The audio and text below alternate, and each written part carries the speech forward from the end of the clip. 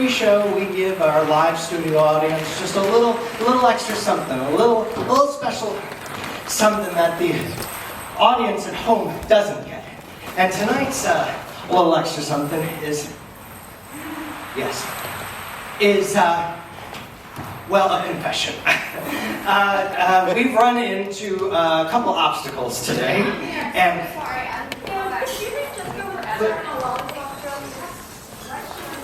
she was going to play Jessica. You were not here. Friends, thank you so much for coming. It's a real pleasure to have you. We're, as you can see, it's life imitating art, or the other way around. You know, things. You know, this couch was it was supposed to be that couch, and now it was this couch that turned over. So, but I'm sure it somehow worked, and Theo made it work brilliantly. Thank you for your interest in what we're doing. The next scene that we're going to show you is the first scene that Shylock appears. It's it's Act 1, Scene 3. It's when Bassanio and Antonio come to Shylock to ask for the loan. For the which, as I told you, Antonio shall be bound. Antonio shall become bound.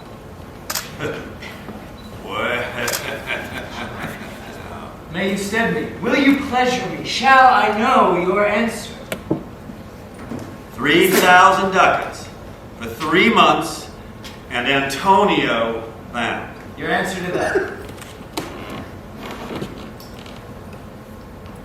Antonio is a good man. Have you heard any imputation to the contrary? Oh, no. He hath an argosy bound for Tripolis, another to the Indies. I understand, moreover, upon the Rialto, he hath a third at Mexico, a fourth for England, and other ventures he hath squandered abroad.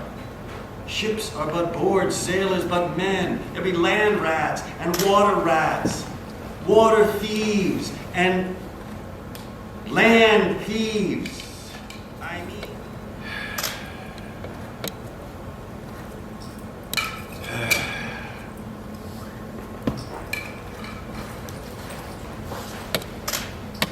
I think I may take his bond. Be assured that you may. I will be assured that I may, and that I may be assured I will bethink me. Hi, I'm Stephen Oxner. I'm playing assistant stage manager Stephen, who fills in for Lancelot Gobo and the Duke and Tubal. Hi, I'm Noah Pocht, and I'm playing Lorenzo. Hi, I'm Jose Espinoza, and I'm playing Bassanio. Well, my character bridges that strange gap between stage and life, because in my life I've had a lot of backstage time, a lot of electrician jobs, and so now I'm playing a character who's running around the stage solving logistics, and then has to play all of these characters, ranging from one of the friends of Shylock, who is Jewish, to one of the most anti-Semitic characters, Lancelot Gabo. The challenge is the range, I think, and also just the feelings that I have of what are we doing, because we're working in this kind of hyper-realistic realm where we're doing things that are outdated and very offensive, and that makes me have a lot of questions as to like how do I walk out of this theater? And it's interesting because within the form I feel safe, but then when I think about it, just at face value, it's quite difficult to handle. I'm Noah Pocht, and I'm playing Lorenzo, and he is the musical guest in our late night inspired world for this play, and one of the young lovers with Jessica, Shylock's daughter. And so it's sort of an exploration of teenage love and feelings, and how everything feels like the end of the world, or the most important thing. Everything's the highest stakes when you're young and in love. And so, yeah, that's been exploration. I have done Shakespeare before, but this is my first professional theater job at all. So I got my equity card with this play. I didn't know that. Oh yeah, this is my first. Thanks, guys. Thanks. So yeah, this is my first job. So I did Romeo and Juliet in high school, but this is my first professional Shakespeare show. Were you Romeo? I was Romeo. Yeah. And hey, I'm Jose Espinoza. I'm playing Bassanio. And in our SNL world, Bassanio is like a celebrity guest who comes in here, but he's he's been going through it. You know, he's been spending his money. He's been very prodigal with it all, and so here he has this really great opportunity. And what I think is a really cool arc about Bassanio is he goes from being obsessed with the superficial world and all the ornamentation of it to realizing that love is something much deeper and simpler and less gilded than this world of Belmont we've created. Hi, I'm Gus Bruni and I play Jessica. Well, in this rendition, Jessica is kind of a teenager that's coming into her sexuality, and she's fallen in love with this guy that's Christian, and she's a Jewish girl, and against her father's wishes. And you kind of watch her, I don't know, rebel and go against him and potentially run away. Spoiler alert. Well, you know, it's really special because we have this like language we all share, and we've kind of become a family. You know, it's all of us except 3 of the guys, and so, you know, I really do miss them, but it's been great having Noah and Theo come in, who are kind of our 2 new members. But yeah, there's just another level of comfortability we all have with each other that makes this really, really special. So I haven't done Shakespeare since high school. So yeah, just this language and the beauty of it, and like finding the meaning behind every line has been something that's been like this really fun puzzle that I get to work out every day. And yeah, I mean, what's fun about Igor's vision is that he's making it contemporary, or trying to put pieces of like contemporary world into it. So I feel like I can bring kind of my teenage self into this role, and that's really fun. My name is Richard Topol. Hi. I am playing Shylock. I have done many a Shakespeare play before, including this play before. I played Tubal in the last Broadway production of this play, where Al Pacino was playing Shylock. I've also was in Julius Caesar on Broadway with Denzel Washington. And I've done, you know, I was in Cymbeline on Broadway. And I've done maybe half of the Shakespeare's canon. And I feel like I've done decades of Shakespeare. You know, the first one was maybe in 1990, right? And I've done, you know, every year or 2 or 3 years I'll do another 1 or 2, and so it really feels like I'm now deeply steeped, like a tea bag, deeply steeped in the waters of William Shakespeare. I think of it as sort of like doing Shakespeare as if I was on Saturday Night Live, right? So you got to tell the story, and the story is, for my character actually, is complicated and difficult, right? And filled with a lot of vengeance, but in a way that is playful and fun, and like we're all here watching a show. So there's some acknowledgement that we're like watching a production, that we're watching, you know, scenes from the play. So that's sort of how I'm coming at it, you know. But then at a certain point, like, have you ever seen Network, the film Network, right?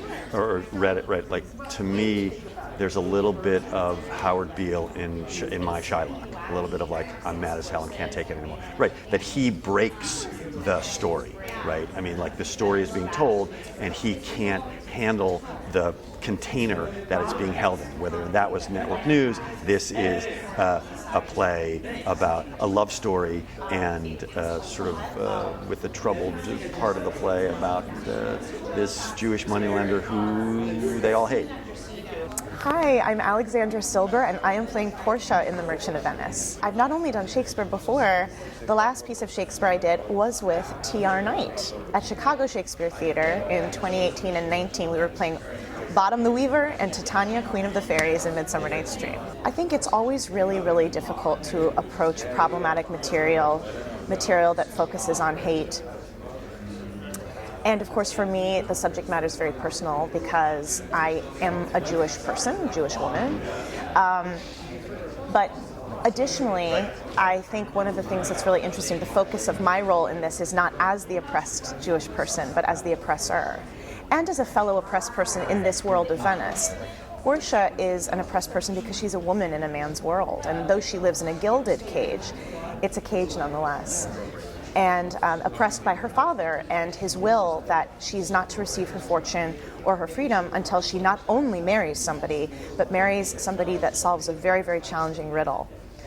And I think one of the most interesting and illuminating experiences thus far is how oppressed people sometimes find their power and agency, not through compassion and not through expansive self-reflection, but in oppressing others, which is, of course, in many ways, Portia's journey in Shakespeare.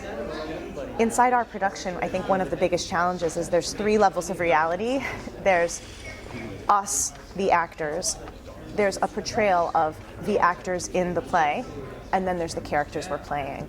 But I think it offers a really unique opportunity to lambast not only the play, the nature of art, but society, and hopefully bring us forward into a more compassionate world.